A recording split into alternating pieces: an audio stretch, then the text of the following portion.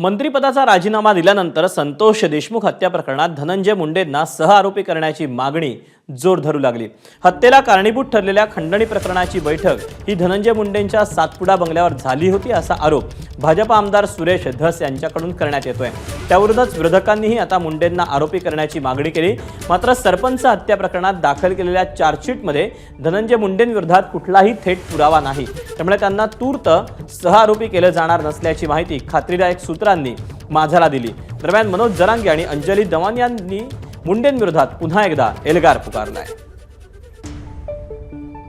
नाही त्याला काढून फेकायला पाहिजे। आणि आता 1.5 महिन्यातून 2 महिन्यात काय झालं आम्हाला नाही माहिती। अजितदादा पवारांना सांगतो आणि फडणवीसांना सांगतो त्याला काढून फेका, आमदारकी सहित 302 मध्ये घ्या त्याला।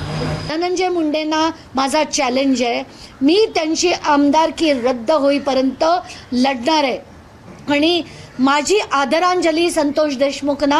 मी त्यांचा राजीनामा सोडा, त्यांची आमदारकी रद्द झाल्यानंतर मी जाऊन पुन्हा एकदा बीडला येऊन डोकं टेकेन संतोष देशमुखांपुढे की माझी आदरांजली तुम्हाला ही असेल। ही घटना ही खंडणीमुळे झालेली आहे आणि मी आरोप केलेला आहे, त्याचं उत्तरही भविष्यात ते मंत्रिपदावर राहिले काय नाही राहिले काय त्यांना उत्तर द्यावं लागेल की सातपुडा बंगल्यावरती खंडणीच्या संदर्भात बैठक झाली होती का नाही याचं उत्तर मात्र धनंजय मुंडे यांना द्यावं लागेल। धनंजय मुंडेंना सुद्धा सहआरोपी केलं पाहिजे।